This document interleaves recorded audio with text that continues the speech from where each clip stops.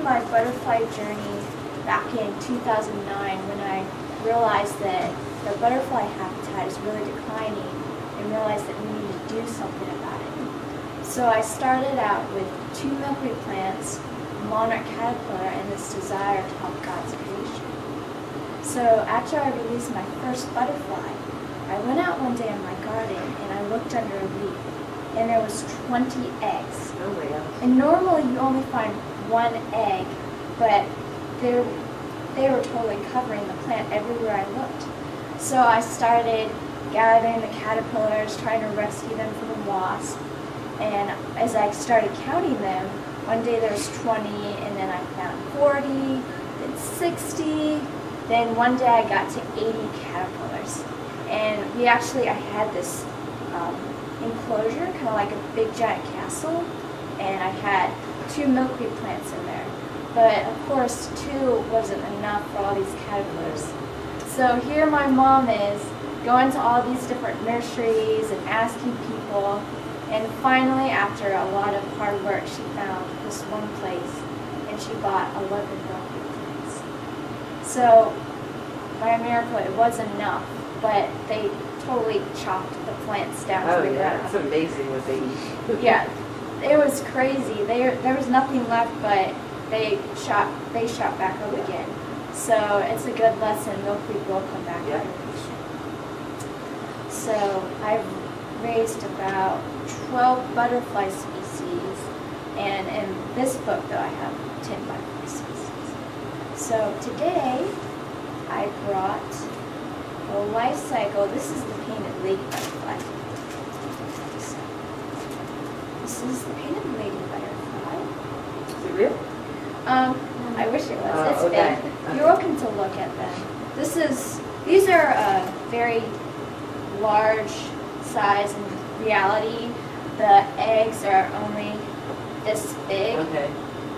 So this is this just is an example of the egg.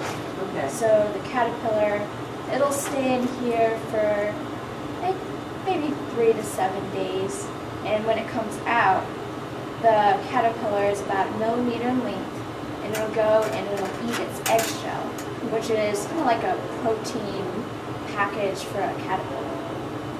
And then, as the caterpillar gets bigger, it'll go through this series called instars. And an instar is the time period between each shedding of skin by a caterpillar. And shedding skin is called molting, in kind of the scientific way of saying it. So let's say this caterpillar is in its last instar, which is probably the 5th instar, which is, I have a caterpillar right here that's in its 5th instar. This guy right here. So this guy, this is a monarch and this is a painted lady. So this guy is going to go to the top of the container and he's going to hang in a J. And then it'll shed its skin for the last time, and then that is, would you like to see the caterpillar? That is when it's going to make the chrysalis. This is the painted lady chrysalis. And that is the life cycle of the painted lady. So for these containers, if you want to raise your own butterflies, Is that a salad container? yeah, it is, Yeah. from BJ's. Yeah. This is what you can actually use salad containers in. You have to be very careful. That one looks like it's getting, this one actually was just made.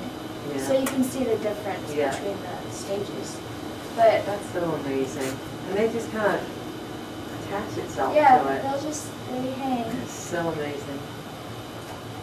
But you can see window screening. Yep, I saw That that. way it I has thought to myself, air. I'm a genius. So that's How for the big caterpillars. But this is for the little caterpillars. This is, you can guess what this is. I know that's like a pad. Something you put on your feet, right? Yeah, the shoe A department. footy, yeah.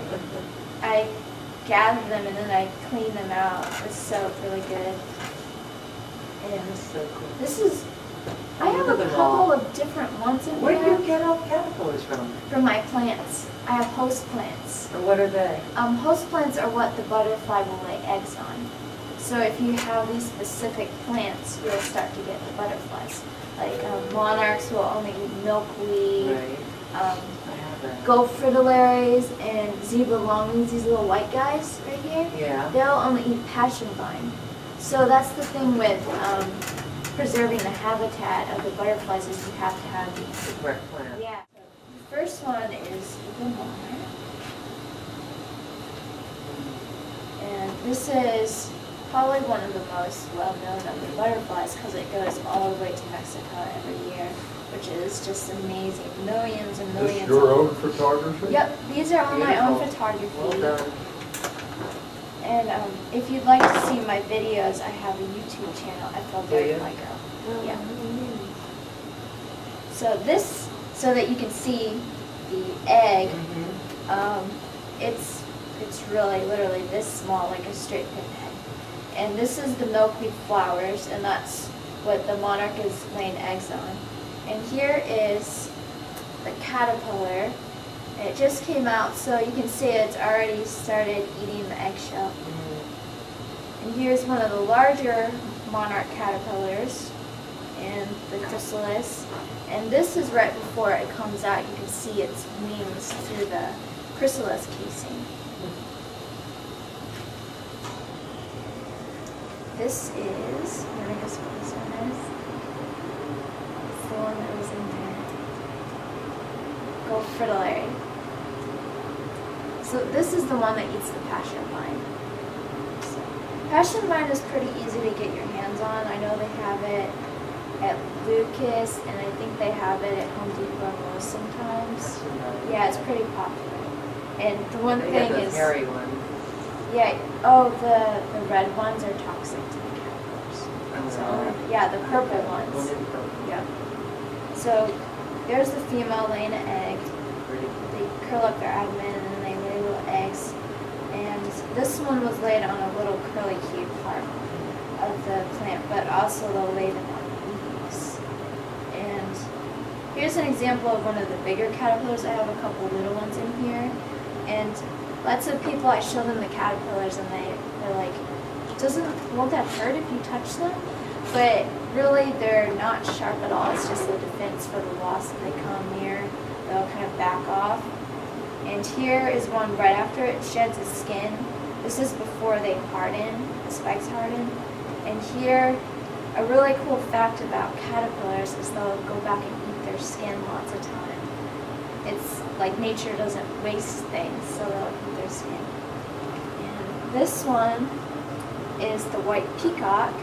Have you guys ever seen this one before? I don't think I've ever seen that one. This one, it tends to be like weedy areas by wetlands. Like you'll see the little ponds and lakes and the weeds that are growing like the fog fruit, and it'll be flying around. Have you seen it before?